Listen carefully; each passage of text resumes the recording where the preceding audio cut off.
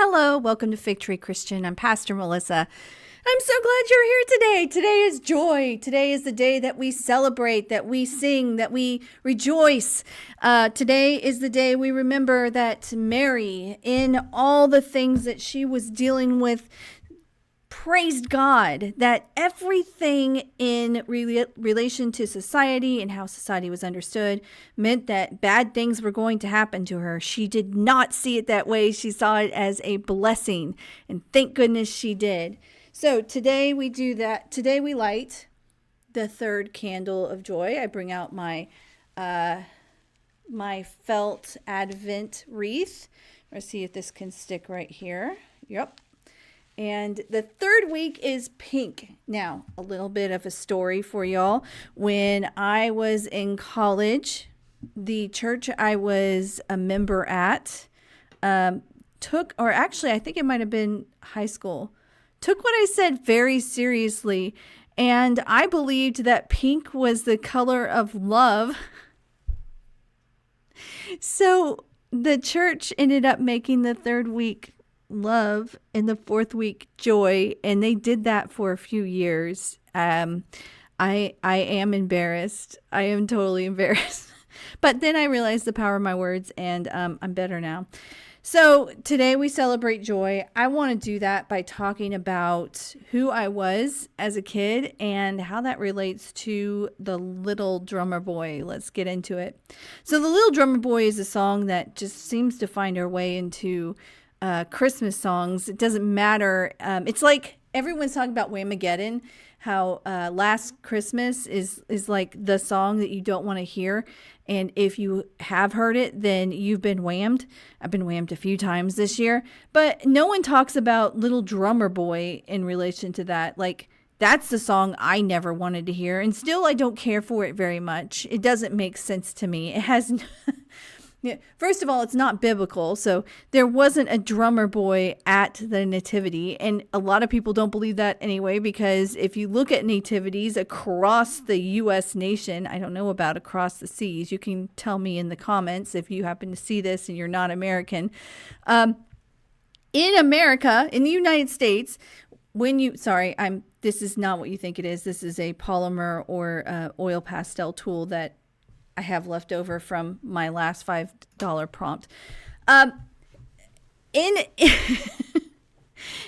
In this country, when you look at nativities, it's not very likely, if at all likely, that you're going to see a little drummer boy at the nativity. You're going to see the Magi, you're going to see Mary, you're going to see Joseph, you're going to see the baby Jesus, you're going to see animals, you're going to see shepherds, you're going to see angels.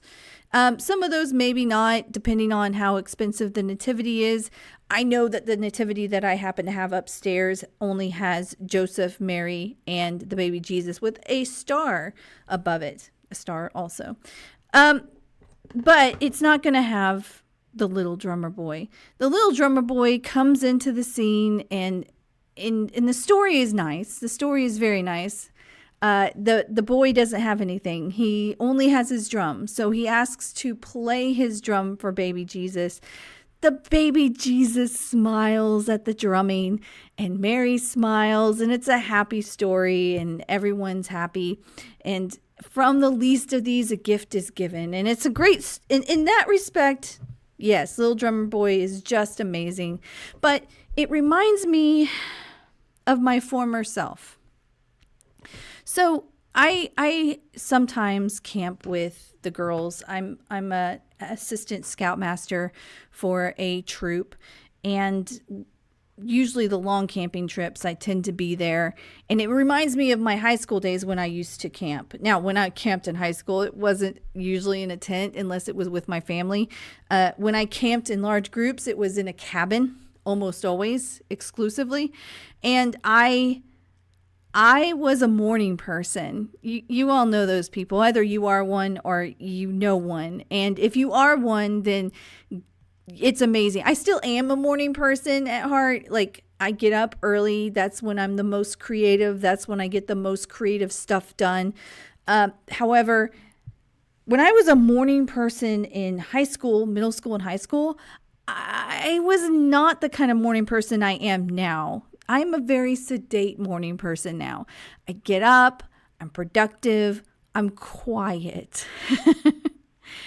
In middle school, high school, I was the type of morning person that would get up and sing and blare and express, morning, good morning, everybody. I hope everybody's awake and ready for this wonderful day. They hated me.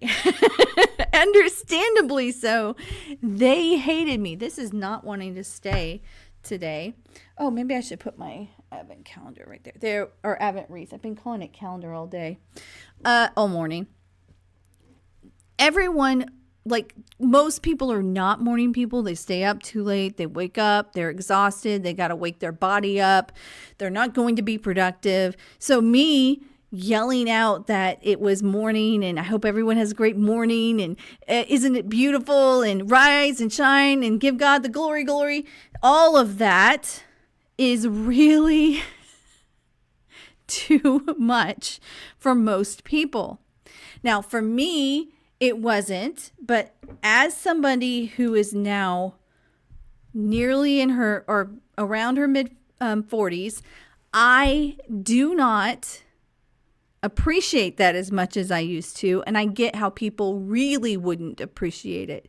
So I'm more subdued in my morning rituals. I'm a little less loud, a little more smiley, but not like I let people have their moment. Everybody needs to wake up. I bring this back down to the little drummer boy because you have a kid who wants to express his love for the Christ child. Once again, not biblical. So everything I'm saying, we can just see it outside of the Bible. We're just speculating here. We're not thinking about how it would really be. We're just thinking about how this author has shared God's love in this way. A lot of people have, I've read, or I can't say a lot of people, enough people have expressed that drums are probably not the way to come at a baby. You imagine a gift, and maybe it's like, I know how to play the flute. So if I came to the Christ child as a teenager, as a middle schooler, as an elementary schooler, because I started playing in 5th grade, then it would be nice to play the flute for the Christ child because babies need to sleep and they're very sensitive to noise. Like, as for me, there are kids in middle school who have started to play that tone, the one that says that you're deaf or you're old if you can't hear it. I am of the age that I have to be pretty close to the computer in order to hear that tone. Otherwise, I don't. And then the kids react to it because I can't hear it. The kids react to other kids playing that stupid tone. And it's really difficult to figure out who's the one playing the tone because I'm an old fart now.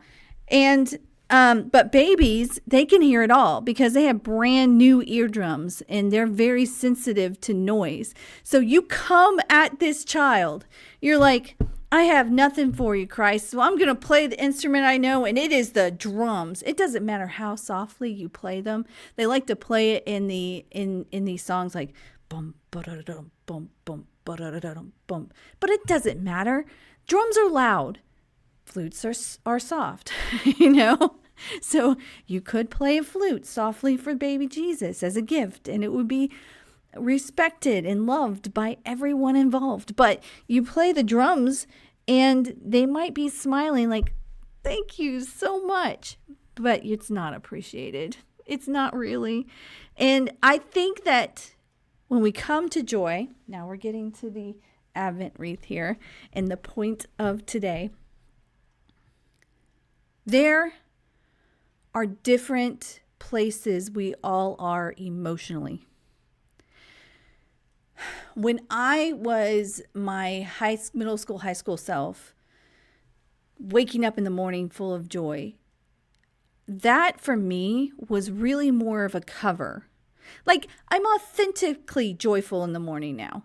And that authentic joyfulness expresses itself in a much more subtle way because I don't need to prove anything to anyone. I don't need to prove that when I wake up in the morning smiling, that it's because I want to be smiling.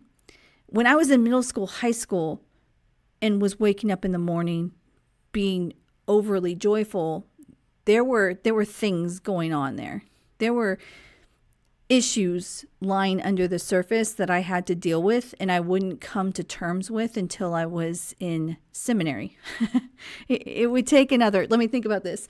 If I was 14 when I woke up in the morning and I was expressing my joy in an overly saturated way, it wasn't until seminary 10 years later that I would finally come to terms with what it meant to be a broken individual and how brokenness breaks. So I think we need to come at joy this week with a sense of trepidation and grace. As in, some of us are being joyful because that's sincerely where we are in Christ's journey. We have seen the fruition of our hope, and we are yelling on the mountaintops, God, thank you. Thank you that you have chosen me, that you have found me blessed, and that you are using me for your journey. Some people are there. I'm kind of in the process of getting there. I can't say that I've had the fruition of hope. I'm still working through that piece to get there, but I feel that I'm on the cusp. I'm on the cusp of being able to say it. And I am ready and excited, and I want to be able to yell on the mountaintops, but I'm not there yet. And I express myself in such a way. I also know that when I get there, there will be people who will be still trying to find their hope, still trying to understand what can no longer be, and grasping for that hope that God will give them so they can begin their journey towards God's love. I understand that oftentimes when we think of the Christian journey, it's all or nothing. Like we're not all in the same place on our journey. And I think that's something we need to wrap our brains around. That we're not all hitting hope at the same time. We're not all hitting peace at the same time. And the same with joy and love. But that is the map to God's love. We have to hit those beats. Today, as we celebrate God's joy, it becomes really difficult to understand that not all of us share that joy at the same time, in the same way.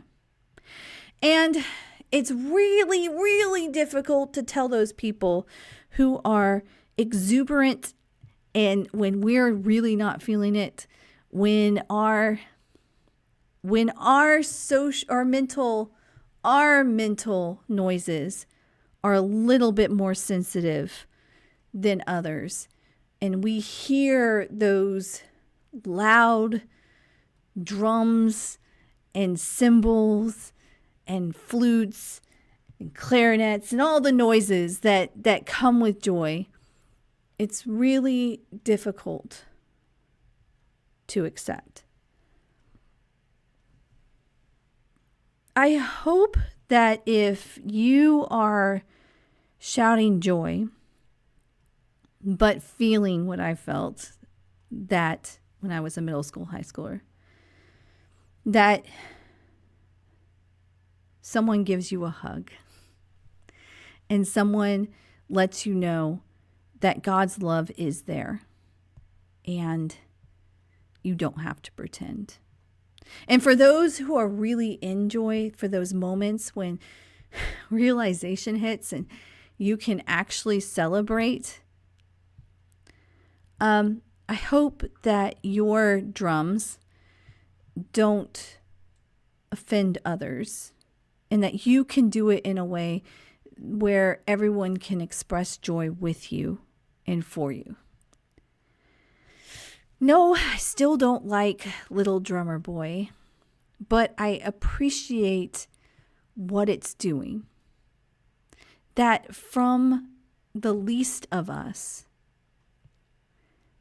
we can give something to Christ, and we can celebrate, and we can rejoice that Christ is born, or will be born. Christ is born indeed. I hope you have a very joyful week. I hope God's joy hits you in some way, like it did for me last week. It's a different story, different time.